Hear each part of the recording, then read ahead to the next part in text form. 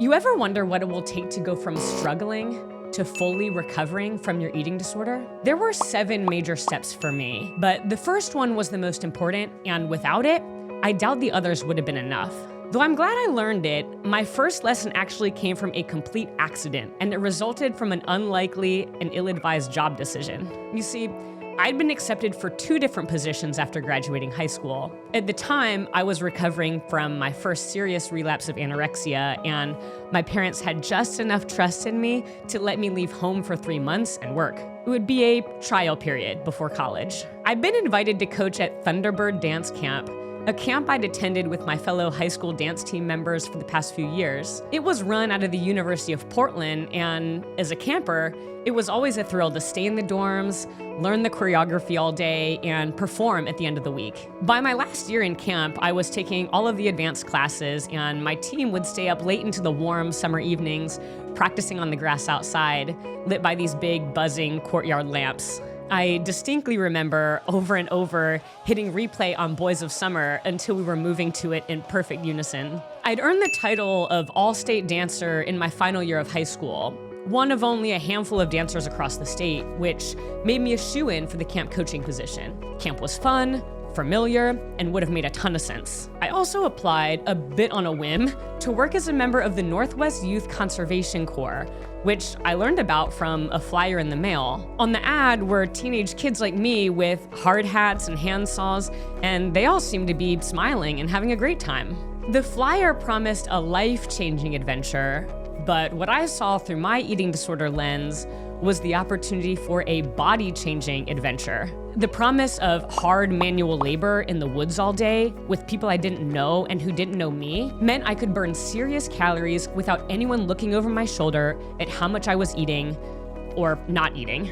But there was admittedly a little more to it than that. I'd been doing gymnastics and dancing for half my life at that point, and there was something that felt irresistibly adventurous and freeing about choosing such a decidedly different path for a summer. I'd been enamored with the outdoors growing up, long before getting sick. I spent more time climbing trees and roaming around a dry creek bed at the back of our yard than I did inside. But I'd only been camping once. And it was a rather hilarious Oregon Coast misadventure that we gifted to my dad for Father's Day, and that resulted in my little sister getting stuck halfway up a boulder, and all of us getting stranded on a small rock island for hours, because we neglected to consider high tide. So it was a bit surprising to my parents when I opted for the job that required 3 continuous months of camping. But that's exactly what I did.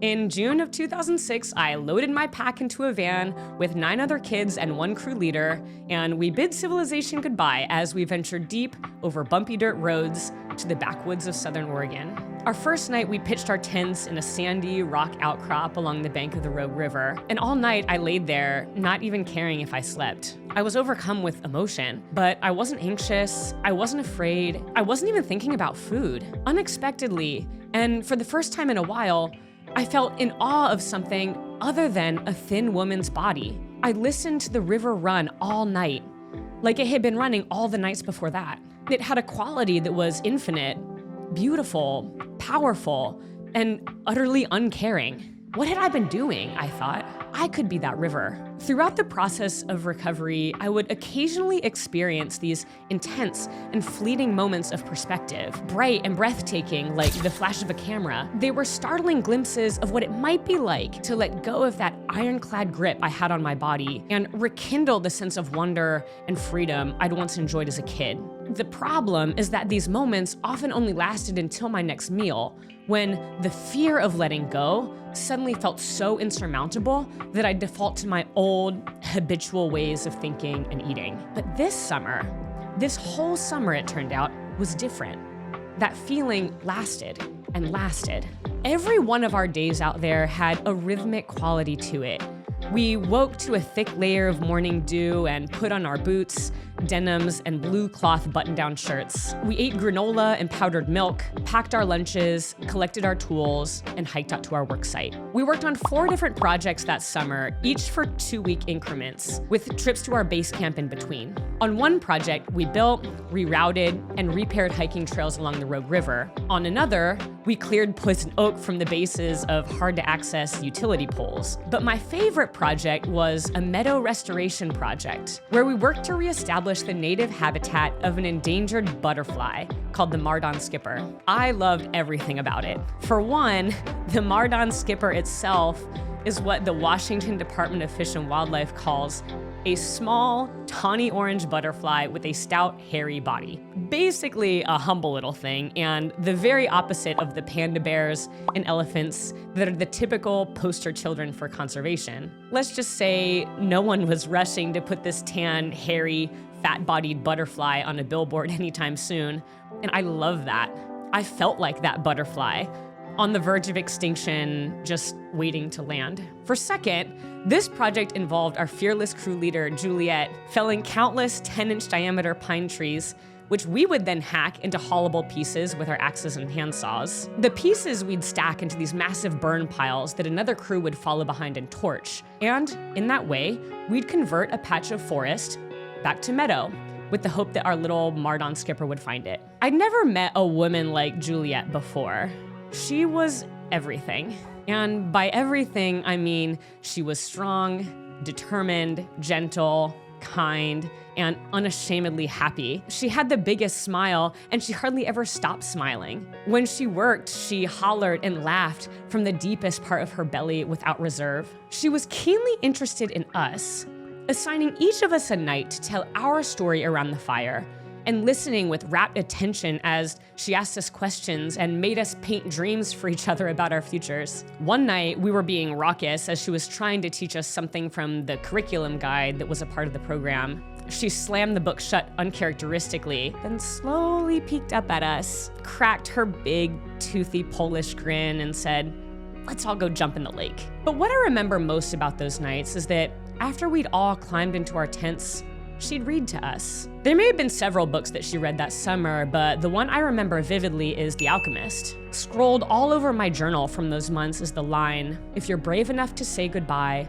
life will reward you with a new hello." How I loved her and that crew. I had never felt so free. It was just us and Juliet in our own little world with no mirrors, no showers, no television, nothing. I thought I'd starve myself that summer, and I had every available opportunity to, but I didn't. We all ate the exact same thing, bologna and cheese sandwiches for lunch, and yes, bologna can survive for 2 weeks unrefrigerated in the backcountry. Gorp for a snack, good old raisins and peanuts, and whatever bizarre concoction we could come up with that involved noodles, dry soup mix, and cut up hot dogs for dinner. And did I eat? For all my compulsive exercising, I had never worked my muscles this much in my life, and I ate like a champion. None of my clothes ever fit any tighter, but I could feel my body hardening as the weeks wore on. I earned the nickname Mighty Mouse on our crew. I was all of about 90 pounds, but I used every bit of that with each swing of the axe. Here's what I learned about recovery that summer. Much of my recovery up until that point was focused on doing less of the thing that was making me sick. Don't count calories. Don't read from food labels. Don't exercise. Don't look at magazines. Don't look in the mirror. But I didn't know who I was or what I was meant to do if I wasn't doing that. Aside from school or homework, becoming thin was the only thing I thought about. It attracted every ounce of my energy and attention. It literally devoured me. But through the work we were doing, I began to see another way. To remove an unwanted plant for good, it wasn't enough to just pull it or cut it out. It would invariably come back. But if you focused on tending the plants that you wanted, they'd eventually grow to outcompete the bad stuff. If you watered them, the good plants would do the work for you. If I didn't want to die, and for that summer I genuinely didn't, then I had to stop focusing so hard on pulling the weed of my eating disorder, and instead turn my attention to growing the things around it. And thanks to the trails, I finally had something that felt worth my energy, something that made me feel useful and different and special, and that wasn't my eating disorder. My love of the forest became a linchpin on my journey to full recovery. It was like I embedded my spirit in the woods that summer, and then the woods became a place I could count on to always return it back to me. Working with trees ignited something inside me and gave me a tangible, felt sense of purpose. Even when the possibility of recovery felt entirely hopeless, and I still had plenty of those moments to come, I had the seed of something I felt was worth living for. So the first step And the one to rule them all is this. Find the thing that ignites you, and when you do, follow it with everything you've got. Want to know the second? Check out this next video.